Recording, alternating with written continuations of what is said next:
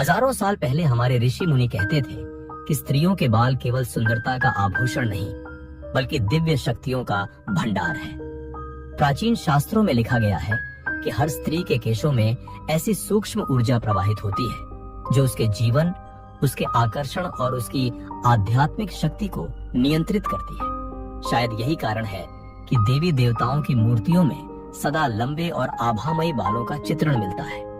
ये केवल सजावट नहीं बल्कि उस रहस्य का संकेत है जिसे आज भी बहुत लोग नहीं जानते। कभी आपने सोचा है कि क्यों कहा जाता है स्त्री के बाल उसके सौभाग्य और सामर्थ्य से जुड़े होते हैं? क्यों प्राचीन भारतीय संस्कृति में स्त्रियों के बालों को छुपी हुई शक्ति का प्रतीक माना गया? और क्यों आज भी बालों से जुड़े कई ऐसे नियम और परंपराएं प्रचलित हैं जिन्हें विज्ञान और अध्यात्म दोनों मान्यता देते हैं? आज की इस वीडियो में हम गहराई से समझेंगे कि स्त्रियों के बालों में कौन सी अद्भुत गुप्त शक्तियां छुपी होती हैं और क्यों हर महिला के लिए इन्हें जानना आवश्यक है। भारतीय शास्त्रों में बालों का महत्व बहुत गहराई से बताया गया है। ऋग्वेद और अथर्ववेद जैसे प्राचीन ग्रंथों में उल्लेख मिलता है कि बाल केवल शरीर का एक हिस्सा नहीं है बल्कि यह ओज और तेज यानी हमारी जीवन ऊर्जा का भंडार है। ऐसा कहा गया है कि जब तक व्यक्ति के बाल सशक्त और स्वस्थ रहते हैं तब तक उसका आभा मंडल भी संतुलित और शक्तिशाली बना रहता है। आयुर्वेद में भी यही विचार मिलता है। आयुर्वेद के अनुसार बाल हमारे शरीर के प्राण से सीधे जुड़े होते हैं। प्राण यानी वह सूक्ष्म जीवन शक्ति जो हर इंसान को जीवित और ऊर्जावान बनाए रखती है। इसीलिए कहा गया है कि बालों की स्थिति हमारे स्वास्थ्य और मानसिक संतुलन का सीधा प्रतिबिंब होती है। यही कारण है कि आयुर्वेदिक ग्रंथों में बालों की देखभाल को केवल सौंदर्य की दृष्टि से नहीं बल्कि स्वास्थ्य और आध्यात्मिक दृष्टि से भी अत्यंत आवश्यक माना गया है। अगर हम योगियों और साध्वियों की परंपरा देखें तो वहाँ भी बालों को विशेष महत्व दिया गया है। बहुत से योगी अपने बाल लंबे रखते थे और अक्सर सिर को ढककर रखते थे। इसके पीछे गहरी आध्यात्मिक सोच थी। उनका मानना था कि सिर और बालों से ऊर्जा का सबसे अधिक प्रवाह होता है। अगर सिर ढका न हो तो यह ऊर्जा बाहर निकल जाती है और साधना में व्यवधान पैदा करती है। यही कारण है कि सन्यासिनी, साध्वी और यहाँ तक कि गुरुकुल की कन्याएं भी अपने बालों को संजोकर रखती थी। प्राचीन कथाओं में यह भी कहा गया है कि बालों को बढ़ाना केवल सुंदरता का प्रतीक नहीं था बल्कि यह व्यक्ति की शक्ति और आत्मबल का प्रतीक माना जाता था। देवी देवताओं की मूर्तियों में जो लंबे और चमकदार केश दिखाए जाते हैं वे इस बात का संकेत है कि दिव्यता और ऊर्जा का गहरा संबंध बालों से है। इस प्रकार वेद, आयुर्वेद और योग परंपरा तीनों ही एक स्वर में यह मानते हैं कि स्त्रियों के बालों में अदृश्य शक्ति संचित रहती है। यही कारण है कि प्राचीन समय से ही महिलाएं अपने केशों की रक्षा करती थी और उन्हें केवल सजावट नहीं बल्कि अपने अस्तित्व की शक्ति मानती थी। आज अगर हम विज्ञान की दृष्टि से देखें तो यह बात और भी रोचक हो जाती है। हमारे बाल केवल मृत कोशिकाएं नहीं है बल्कि ये हमारे स्नायु तंत्र यानी नर्वस सिस्टम से जुड़े होते हैं। जब बालों की जड़ स्कैल्प से जुड़ी रहती है तब वहां मौजूद तंत्रिकाएं मस्तिष्क तक संकेत भेजती है। यही कारण है कि बालों को छूने या सहलाने से मन तुरंत शांत हो जाता है। ये नर्वस सिस्टम की डायरेक्ट स्टिमुलेशन है। वैज्ञानिकों ने पिनियल ग्लैंड का भी उल्लेख किया है जिसे भारतीय परंपरा में आज्ञा चक्र या तीसरा नेत्र कहा जाता है। पिनियल ग्लैंड प्रकाश और ऊर्जा के प्रवाह को नियंत्रित करती है। रिसर्च बताती है कि लंबे और स्वस्थ बाल पिनियल ग्लैंड की संवेदनशीलता को बढ़ाते हैं। यानी जितने संतुलित आपके बाल होंगे उतनी ही अधिक क्लैरिटी और इंट्यूटिव पावर आपके अंदर होगी। अब बात करते हैं ऊर्जा क्षेत्र की जिसे ऑरिक फील्ड या ऑरा कहा जाता है। हर इंसान के चारों ओर एक सटल एनर्जी फील्ड होती है। जब हमारे बाल लंबे और स्वस्थ रहते हैं तो यह ऑरा और भी मजबूत हो जाता है। इसीलिए बहुत से आध्यात्मिक गुरुओं के बाल लंबे दिखते हैं क्योंकि वह ऑरा को मजबूत बनाने का माध्यम होते हैं। यही कारण है कि कई संस्कृतियों में यह विश्वास है कि स्त्रियों के बालों में दिव्य आकर्षण और ऊर्जा का भंडार होता है।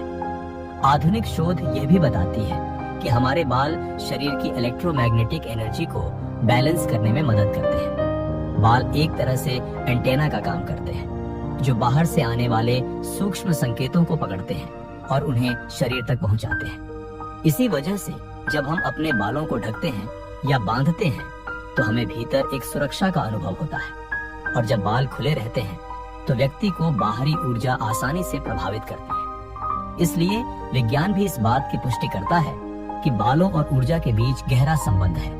बाल हमारी सुंदरता ही नहीं बल्कि हमारे मन, शरीर और आत्मा को संतुलित करने वाला एक महत्वपूर्ण माध्यम भी है। प्रकृति और स्त्री दोनों का चंद्रमा से गहरा संबंध माना गया है।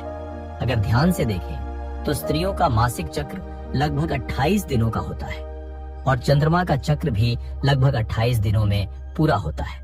यही कारण है कि प्राचीन काल से स्त्रियों और चंद्रमा को एक दूसरे का प्रतिबिंब कहा गया है। शास्त्रों में उल्लेख है कि चंद्रमा की ऊर्जा जल और मन पर सबसे अधिक प्रभाव डालती है और स्त्रियों के भीतर यह ऊर्जा बालों के माध्यम से आसानी से प्रवाहित होती है। लंबे और खुले बाल चंद्र ऊर्जा को अधिक मात्रा में अब्सॉर्ब करते हैं, जिससे स्त्री की आभा और भी प्रखर हो जाती है। यही कारण था कि प्राचीन समय में लंबे बालों को शक्ति और आशीर्वाद का प्रतीक माना जाता था। कहा जाता है कि पूर्णिमा की रात जब स्त्रियां अपने खुले केशों के साथ ध्यान या प्रार्थना करती थी तो उनकी आध्यात्मिक शक्ति कई गुना बढ़ जाती थी। इसीलिए स्त्रियों के बालों को न केवल सुंदरता बल्कि चंद्रमा जैसी रहस्यमयी शक्ति का दर्पण माना गया है। बालों को लेकर एक गहरी परंपरा और विज्ञान दोनों जुड़े हैं। प्राचीन समय से ही यह माना गया है कि खुले बाल और बंधे हुए बाल दोनों का प्रभाव हमारे शरीर और मन पर अलग अलग होता है। जब कोई स्त्री अपने बाल खुले रखती है तो वह बाहर की ओर ऊर्जा का संचार करती है। खुले बाल आकर्षण का प्रतीक है। ये न केवल व्यक्ति की सुंदरता और आकर्षण को बढ़ाते हैं बल्कि ऑरिक फील्ड यानी ऊर्जा के क्षेत्र को भी फैलाते हैं। इसी वजह से कहा गया है कि खुले बाल स्त्री को और भी आकर्षक और चुंबकीय बना देते हैं।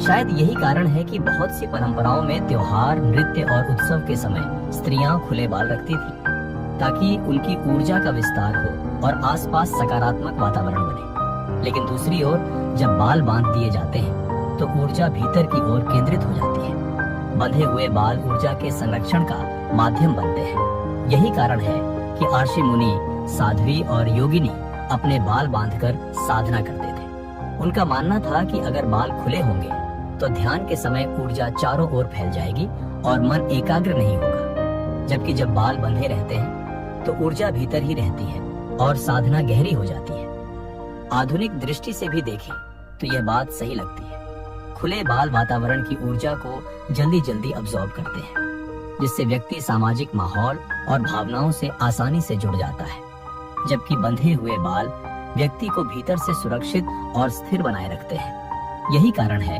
कि महिलाएं काम या अध्ययन के समय अक्सर बाल बांध लेती हैं, क्योंकि यह ध्यान और फोकस बढ़ाने में मदद करता है। इसलिए बालों को कब खुला रखना है और कब बांधना है, यह केवल फैशन या सुविधा का मामला नहीं है। यह हमारी ऊर्जा, आकर्षण और साधना तीनों को प्रभावित करने वाला एक गहरा रहस्य है। भारतीय परंपरा में स्त्रियों के बालों को केवल सौंदर्य का आभूषण नहीं माना गया, बल्कि उन्हें देवी स्वरूपा शक्ति और लक्ष्मी का प्रतीक बताया गया है। प्राचीन ग्रंथों में वर्णन मिलता है कि जिस स्त्री के बाल घने, लंबे और सुव्यवस्थित होते हैं, उसके भीतर दिव्य आभा और समृद्धि का वास होता है। यही कारण है कि स्त्रियों के बालों को सौभाग्य और शक्ति का दर्पण कहा गया है।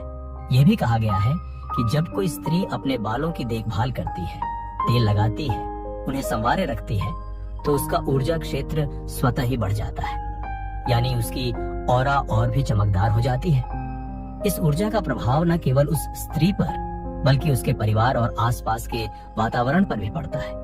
यही वजह है कि भारतीय घरों में अक्सर माँ और दादी बेटियों को बाल संवारने और उनकी रक्षा करने की शिक्षा देती थी, क्योंकि वे जानती थी कि यह केवल सौंदर्य का नहीं बल्कि आध्यात्मिक शक्ति का विषय है।